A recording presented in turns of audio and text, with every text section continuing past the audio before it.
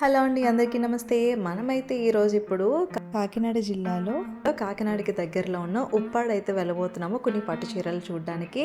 So Kakinada to Uppada వెళ్ళే route ఎలా ఉంటుందో చూడండి.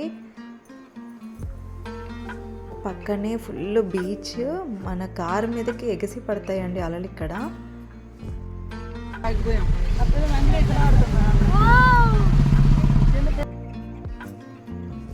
వావ్, ప్లేస్ అయితే మాత్రం చాలా చాలా బాగుంది, కానీ చాలా డేంజరస్ ప్లేస్ అనమాట.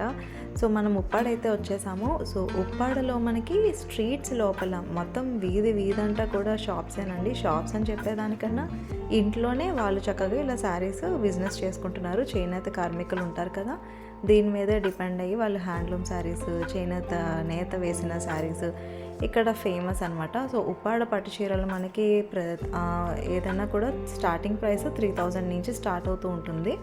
3000 నుంచి మనకి 3000 ప్లస్ అబవ్, అలా 3000 నుంచి అయితే మనకి స్టార్ట్ అవుతుందండి. పట్టు చీర తీసుకోవాలనుకునే వాళ్ళు 3000 మినిమం అమౌంట్ అనుకునే రండి. మనకి 2000లో కావాలి, 1000లో కావాలి అంటే మామూలు ఫ్యాన్సీ శారీస్ దొరికితే తప్ప పట్టు చీరలు అయితే దొరకవు.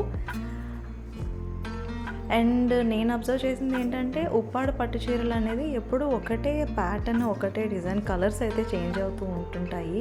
కొత్త ప్యాటర్న్స్, కొత్త డిజైన్స్ వచ్చేసేది అయితే ఏం లేదు. బట్ అక్కడ ఉప్పాడలో నేత అనేది బాగుంటుంది, ఒరిజినల్గా ఉంటుంది. కాబట్టి మనం ఉప్పాడ పట్టు చీరల్ని అక్కడ పర్చేస్ చేసుకోవచ్చు.